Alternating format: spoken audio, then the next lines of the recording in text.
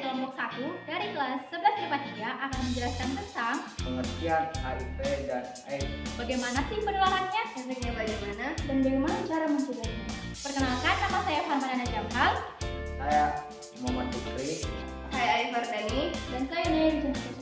Selamat menyaksikan. Enjoy! Pengertian HIV atau kepanjangan dari Human Immunodeficiency Virus adalah infeksi virus yang menyerang sistem kekebalan tubuh manusia. Virus ini secara spesifik menyerang sel CD4 yang menjadi bagian penting dalam perlawanan infeksi. Hilangnya sel CD4 akan melemahkan fungsi sistem imun tubuh manusia secara drastis. Akibatnya, HIV akan membuat tubuh Anda rentan mengalami berbagai penyakit infeksi dari bakteri, virus, jamur, parasit, dan patogen merugikan lainnya. Sering dikira sebagai satu kesatuan, HIV dan AIDS adalah kondisi berbeda. Meski begitu, keduanya memang saling berhubungan. AIDS atau deficiency syndrome adalah suatu kumpulan gejala yang muncul ketika stadium infeksi HIV sudah sangat parah. Biasanya kondisi ini ditandai dengan munculnya penyakit kronis lain seperti kanker dan berbagai infeksi oportunistik yang muncul seiring dengan melemahnya sistem kekebalan tubuh. Sederhananya, infeksi HIV adalah kondisi yang bisa menyebabkan penyakit AIDS. Jika infeksi virus ini dalam jangka panjang tidak diobati dengan tepat, Anda akan berisiko lebih tinggi mengalami AIDS. Tanda-tanda dan gejala HIV dan AIDS. Infeksi penyakit ini pada umumnya tidak menampakkan wujud dan yang jelas di awal masa infeksi. Kebanyakan ODHA tidak menunjukkan tanda atau gejala HIV dan AIDS yang khas dan dalam beberapa tahun pertama saat terinfeksi. Jika mengalami gejala, kemungkinan gangguan yang dirasakan tidak begitu berat. Gejala yang muncul kerap disalahpahami sebagai penyakit lain yang lebih umum. Namun, ada patut waspada jika mengalami gejala-gejala yang berkaitan dengan melemahnya kondisi sistem imun tubuh. Gejala awal penyakit HIV umumnya mirip dengan infeksi virus lainnya, yaitu demam HIV, sakit kepala, kelelahan, nyeri otot, kehilangan berat badan secara perlahan, pembengkakan kelenjar getah bening di tenggorokan, ketiak atau pangkal paha.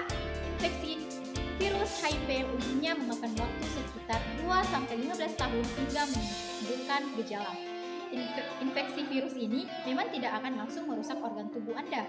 Virus tersebut akan perlahan menyerang sistem kekebalan tubuh dan melemahnya secara bertahap sampai kemudian tubuh Anda menjadi rentan diserang penyakit terutama infeksi. Jika infeksi virus HIV dibiarkan berkembang, kondisi ini bisa membuat semakin parah menjadi AIDS. Berikut ini adalah berbagai gejala penyakit AIDS yang dapat muncul. Sariawan yang ditandai dengan adanya lapisan keputihan dan tebal pada lidah atau mulut. Infeksi jamur perdiana yang parah atau berulang. Penyakit radang pembuluh kronis. Infeksi parah dan sering mengalami kelelahan ekstrim yang tidak dapat dijelaskan penyebabnya. Mungkin muncul bersamaan dengan sakit kepala atau pusing. Turunnya berat badan lebih dari 5 kg yang bukan disebabkan karena olahraga atau diet. Lebih mudah mengalami pneumonia.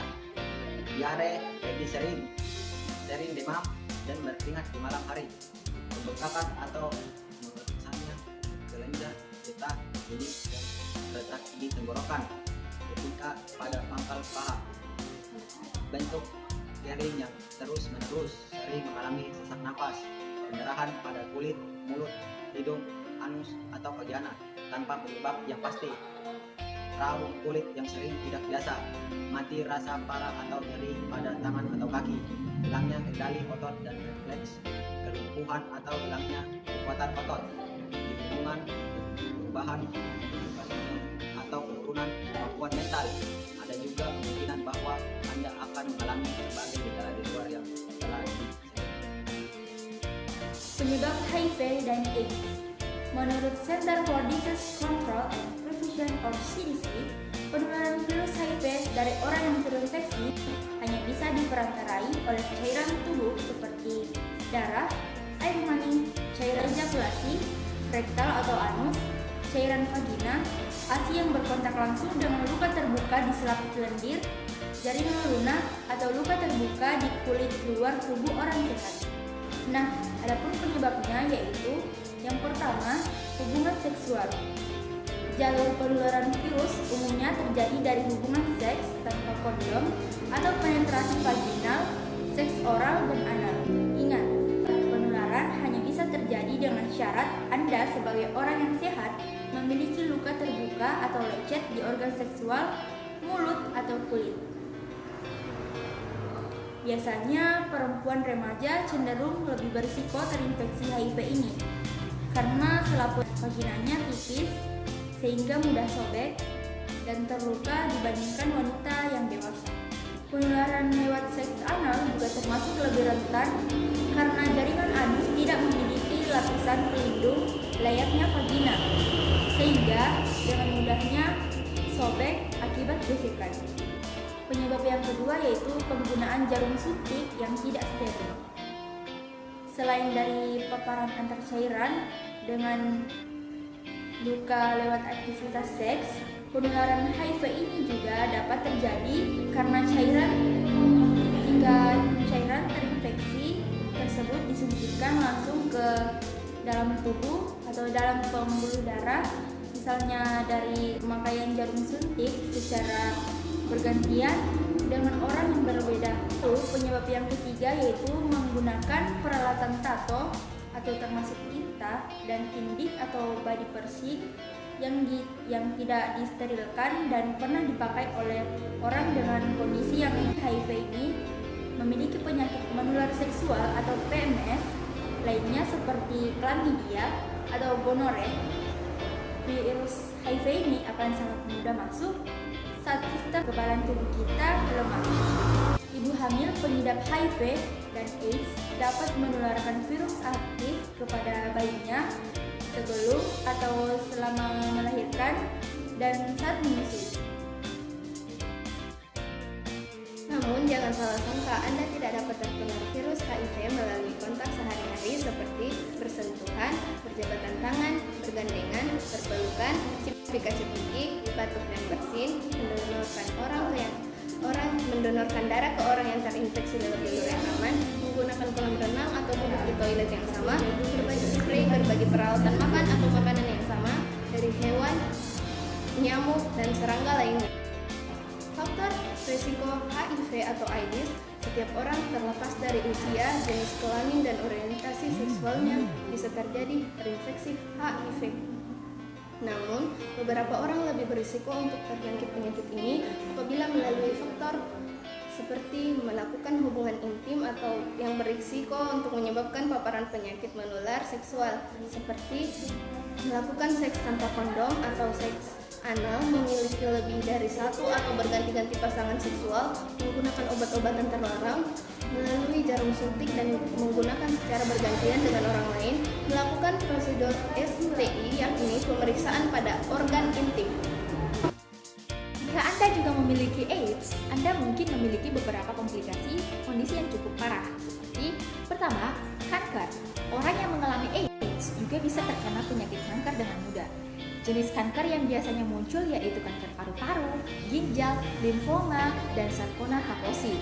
Yang kedua yaitu tuberkulosis atau yang disingkat dengan TBC. Tuberkulosis atau TBC merupakan infeksi paling umum yang muncul saat seseorang mengidap HIV. Pasalnya, orang dengan HIV atau AIDS tubuhnya sangat rentan terkena virus.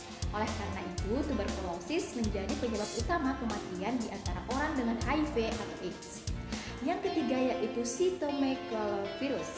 Cytomegalovirus adalah virus herpes yang biasanya ditularkan dalam bentuk cairan tubuh seperti air liur, darah, urin, air mani, dan air susu ibu. Sistem kekebalan tubuh yang sehat akan membuat virus tidak aktif. Namun, jika sistem kekebalan tubuh melemah karena Anda mengidap penyakit HIV dan AIDS, virus dapat dengan mudah menjadi aktif. Cytomegalovirus dapat menyebabkan kerusakan pada mata, saluran pencernaan, paru-paru, atau organ lainnya. Yang keempat yaitu candidiasis. Candidiasis adalah infeksi yang juga sering terjadi akibat HIV dan AIDS. Kondisi ini menyebabkan peradangan dan menyebabkan lapisan putih dan tebal pada selaput lendir mulut, lidah, kerongkongan, atau vagina. Yang kelima yaitu Cryptococcus meningitis. Meningitis adalah peradangan pada selaput dan cairan yang mengelilingi otak dan sumsum tulang belakang atau yang disebut dengan meninges. Meningitis cryptococcal adalah infeksi sistem saraf pusat yang bisa didapat oleh orang dengan penyakit HIV dan AIDS. Cryptococcus yang disebabkan oleh jamur di dalam tanah. Yang keenam yaitu toxoplasmosis, infeksi yang mematikan disebabkan oleh Toxoplasma gondii, parasit yang menyebar terutama melalui kucing. Kucing yang terinfeksi biasanya memiliki parasit di dalam tinjanya. Tanpa disadari, parasit ini kemudian dapat menyebar ke hewan lain dan manusia. Jika orang dengan HIV atau AIDS mengalami toxoplasmosis dan tidak segera ditangani, kondisi ini bisa menyebabkan infeksi otak seperti encephalitis. Yang ketujuh yaitu cryptosporidiosis. Infeksi ini terjadi disebabkan oleh parasit usus yang umumnya ditemukan pada hewan. Biasanya seseorang bisa terkena parasit ini atau cryptosporidiosis ketika Anda menelan makanan atau air yang terkontaminasi. Pencegahan. Penularan HIV melakukan kegiatan seksual dapat dicegah dengan cara melakukan seks dengan pasangan tetap dan tidak terinfeksi. Seks tanpa penetrasi konsisten menggunakan kondom, melakukan seks dengan mereka yang pernah hidup dengan HIV dan telah melakukan terapi antiretroviral dan tak terdeteksi viral load hingga terapi post-export preventif atau PIP. Pengobatan. HIV tak dapat disembuhkan hingga saat ini. Akan tetapi, terdapat pengobatan infeksi HIV yang efektif apabila dimulai dengan segera dan teratur minum obat antiretroviral. Obat-obat antiretroviral digunakan untuk melawan infeksi HIV dengan menghalangi reproduksi HIV di dalam tubuh agar tidak masuk ke dalam stadium AIDS. Obat-obatan antiretroviral berfungsi dengan cara memperlambat penggandaan dan penyebaran virus HIV di dalam tubuh dengan mengganggu proses replikasi dengan berbagai cara. Terdapat 3 kelompok obat antiretroviral. Yang pertama, penghambat transkriptase balik nukleosida. HIV membutuhkan enzim yang disebut reverse transkriptase untuk menghasilkan salinan diri yang baru. Kelompok obat ini menghambat reverse transkriptase dengan mencegah proses yang menggandakan materi genetik virus. Yang kedua, obat penghambat transkriptase balik nukleosida. Kelompok obat ini mengganggu replikasi HIV dengan mengikat enzim reverse itu sendiri. Dengan demikian, enzim dicegah untuk bekerja dan menghentikan produksi partikel virus baru di sel yang terinfeksi. Yang ketiga, penghambat protase. Kelompok obat ini akan mengganggu replikasi HIV dengan mengikat reverse protase, yakni enzim yang dibutuhkan dalam replikasi HIV untuk menghasilkan partikel baru. Penghambat protase mencegah pemecahan sehingga memperlambat produksi partikel virus baru. Tes HIV. Tes HIV merupakan tes yang mengungkapkan apakah seseorang telah terinfeksi HIV. Umumnya tes HIV mendeteksi antibodi yang dihasilkan oleh sistem kekebalan tubuh terhadap infeksi virus HIV dari darah atau cairan mulut. Tes ini lebih mudah dan cepat daripada mendeteksi virus HIV itu sendiri. Pembentukan antibodi terhadap infeksi virus HIV biasanya memakan waktu 1 bulan setelah virus HIV terinfeksi. Mitos HIV. Beberapa mitos terkait HIV membuat orang menjauhi mereka yang hidup dengan HIV. Oleh karena itu, AIDS menjelaskan berbagai mitos yang sering dipercaya terkait HIV. Pertama, HIV sering dianggap disebarkan melalui gigitan nyamuk atau serangga.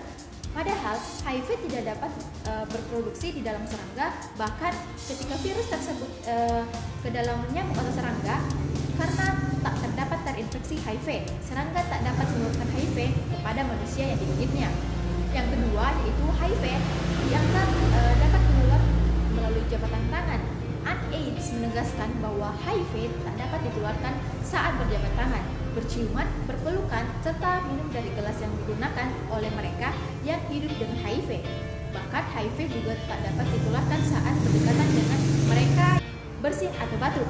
Penegasan ini sekaligus mengulangi kembali bahwa HIV ditemukan dalam darah, air mani, cairan, vagina, serta ASI yang terinfeksi HIV. Sekian dari kami, lebih dan kurangnya mohon dimaafkan. Semoga bermanfaat. Wabillahi taufiq wal hidayah. Wassalamualaikum warahmatullahi wabarakatuh.